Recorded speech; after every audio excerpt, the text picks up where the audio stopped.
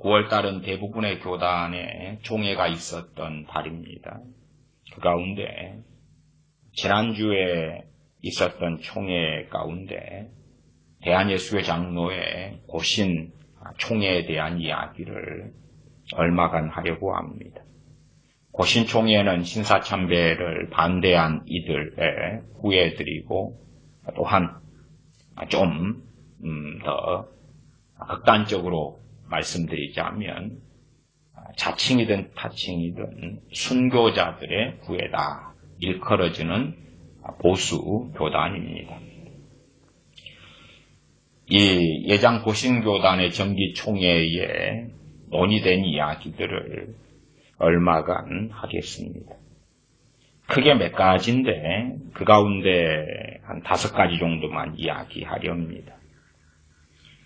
예장고신교단의 정기총회가 9월 19일까지 있었던가요?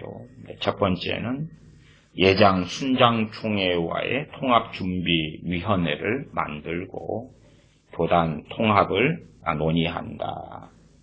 예장 순장총회도 그렇게 큰 건 아닌데 과거에 신사참배를 반대했던 그리고 이제 이리저리 이합집산 속에서 있는 그래서 공통점이 있기 때문에 통합을 논의한다. 두 번째는 2022년이 예장 고신교단의 설립 70주년이 됩니다. 그래서 이번 예장 고신교단의 총회가 67회차가 되었지요. 다시 말하면 3년 뒤인 2022년이 예장 고신교단의 70주년이 되는 해다 그 말입니다. 그래서 70주년을 앞두고 고신총회 설립 70주년 기념대회 준비위원회를 구성했습니다.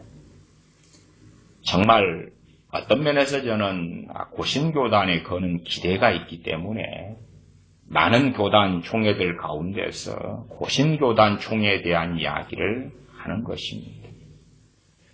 한국교회가 과거 일제시대로 한다면은 하나님의 백성들, 영적 지도자들에 있어서 최후의 보루였다. 그렇게 말할 수 있는 이들의 후에 대한민국의 위기 앞에서 대한민국의 적화 통일, 경제적 위기, 온갖 불법이 만연한 것, 특별히 법무부 장관으로 임명된 조국 씨의 행태들을 보면 대한민국의 정부와 행정, 판사, 검사들의 적나라한 현실을 목도할 수 있습니다.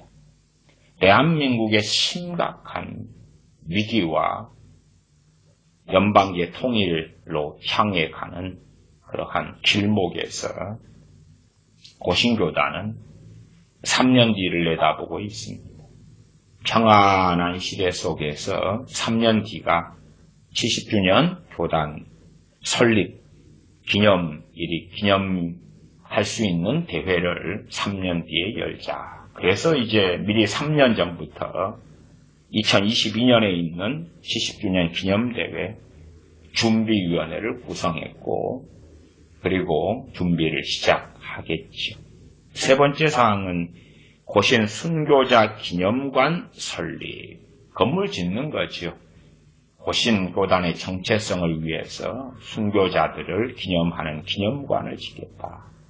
지으려면 돈도 모아야 되고 열심히 벽돌도 쌓고 콘크리트도 붓고 그렇게 하지요. 평안한 시대라면 고신교단이 하는 행보에 대하여 저는 무엇이라고 말하지 않겠습니다. 정말 대한민국이 이렇게 평안하게 총회를 할 수 있는 것은 복이지요. 네 번째는 목회자 최소 생활비 대책. 목회자들이 작은 교회들, 고신교단에 속한 작은 교회들의 최소 생활비가 필요하지 않느냐, 또 나아가서 나이가 들어서 은퇴하게 될 때에 생활비가 필요하죠. 그에 대한 대책을 세우자. 노후까지 생각해야 되니까 얼마나 앞으로도 또한 작은 교회들을 유지하는데 목회자와 가정에 돈이 필요하기 때문에 그 돈을 어떻게 공급해 줄 것이냐. 참 좋은 것 같습니다. 저는 역설적인 표현을 쓰는 것입니다. 거기에서 나온 말 중에 하나가 그런 말이 나왔습니다. 미자립교회가 연말마다 무작위로 전국교회에 재정청원서를 보내고 있다. 무슨 말인지 압니다. 저도 경험해 왔던 이야기입니다. 말하자면은 개척교회는 아주 작은 미자립교회들이 교회 주소를 가지고 있으니까 수만 통씩 무작위로 교회들마다 우리 교회 재정 돈 없으니까 돈 좀 후원해 달라고 보내는 것입니다. 물론 그렇게 수만 통씩 교회들의 편지를 보내고 서신을 보내려면 그것도 돈이 수십만 원 이상 들어가겠지요. 인건비도 많이 필요할 거고요. 그런 일을 합니다. 미자립 교회들, 재정 자립을 하지 않는 규모의 교회들, 임대교회들. 물론 저도 임대교회 목사로 한국에서 끝까지 목회했었습니다.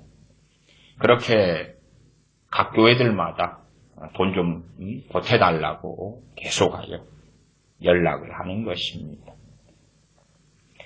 하나님께 청원서는 안 보내는지 모르겠습니다. 그래서 그런 것 때문에 미자립교회 문제가 심각한데 우리 호신교단의 미자립교회 문제, 또한 작은 교회의 재정의 문제, 생활비의 문제, 그것 대책 세워서 해결해 주도록 하자. 그런 문제 가운데 이제 목사 이중직 이야기가 나옵니다. 목사 이중직이라는 것은 내가 목사하면서 택시 운전도 하고, 왜냐하면 생활비나 생계가 어렵기 때문에 그 이중직을 허락하느냐, 인정하느냐, 반대하느냐. 내가 목사하면서 생활을 유지하기 위해서 막노동도 할 수 있고 또 다른 편의점 알바도 할 수 있고 그것을 허락하냐 마냐. 그래서 허락해주는 쪽으로 가자 이런 방식이죠.